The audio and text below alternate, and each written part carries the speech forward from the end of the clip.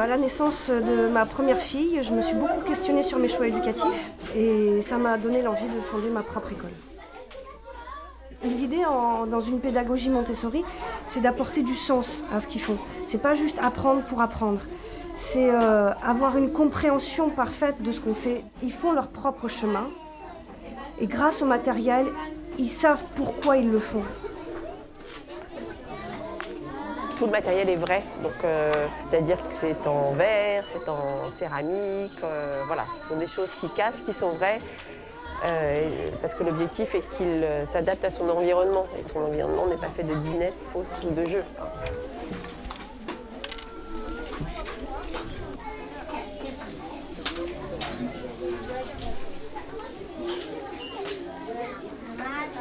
On est une petite communauté.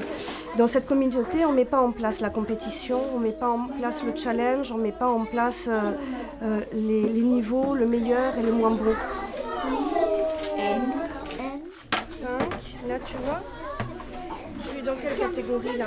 Je veux leur transmettre la confiance en soi, je veux leur transmettre le goût de l'apprentissage, le plaisir du travail, je veux leur transmettre de belles valeurs humaines, d'équité, d'empathie, une ouverture sur les autres et sur l'environnement. Ok. Tu veux le choisir? C'est toi qui mets les pelles? Tu veux en faire un autre? Ou tu veux faire la multiplication avec? Multiplication. Tu te rappelles? Tu veux la faire?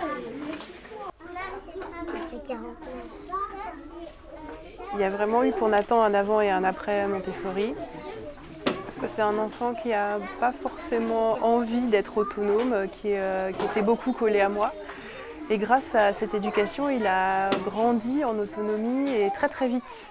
Elle a fait sa première année de maternelle dans un système classique et elle ne s'y plaisait pas. Elle voulait toujours voir plus et on l'a bloquée là-dessus. Et ce système nous a paru logique. Ça coulait de source en fait. Je pense que Nathan emmène Montessori à la maison, que je n'ai pas du tout reçu ce type d'éducation, donc c'est un apprentissage pour moi aussi. C'est pas quelque chose d'évident et ça demande un effort constant. Madeleine fait la vaisselle le matin. Alors moi je vais prendre 5 minutes à la faire. Bon, elle va mettre une demi-heure. On va repasser peut-être derrière, mais elle l'aura fait et c'est ça l'autonomie. Elle l'aura fait elle toute seule.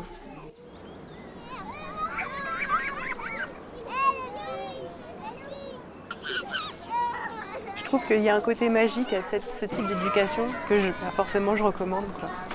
J'aimerais qu'il y ait beaucoup plus d'écoles comme ça et qu'il y ait beaucoup plus d'enfants qui aient accès à ce type d'éducation.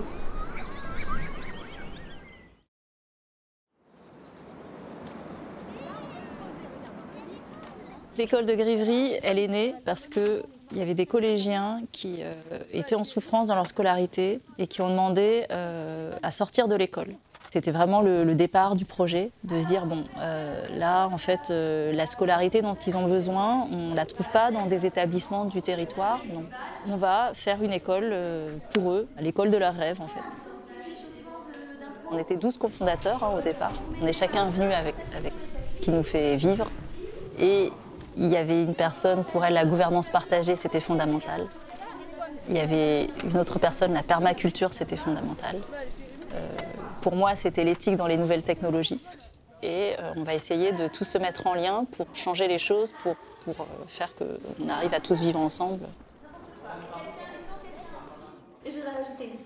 L'école, elle est basée sur un fonctionnement sociocratique en gouvernance partagée. Donc il n'y a pas une personne qui est responsable, c'est le collectif. C'est eux qui mettent en place leurs propres règles.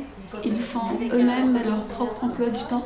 Ils vont chercher l'intérêt de l'apprentissage et de la discipline, de la matière qu'ils veulent apprendre et pourquoi l'apprendre.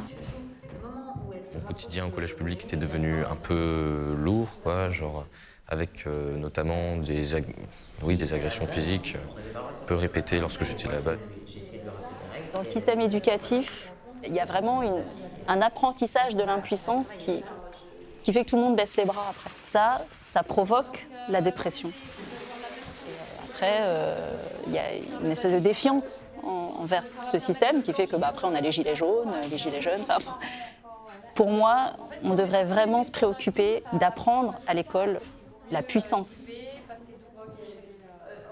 Les apprentissages se font tous en très bonne bienveillance. On peut apprendre très librement. Le matin, on a des cours d'apprentissage formel entièrement consacrés aux matières du programme, comme elles existent à l'école publique. L'après-midi, certains jours, on a droit à faire des projets personnels.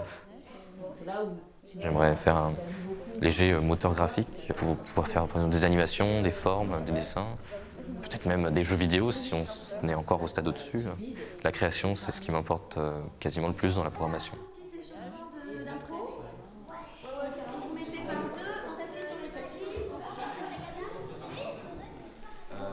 Quand j'ai rejoint l'école, c'était pour aussi mes propres enfants. L'un des deux était vraiment en phobie lourde. Quand il a rejoint l'école de Crivry, il m'a dit un jour, mais c'est maintenant que tu te réveilles et que tu penses à une autre manière d'apprendre.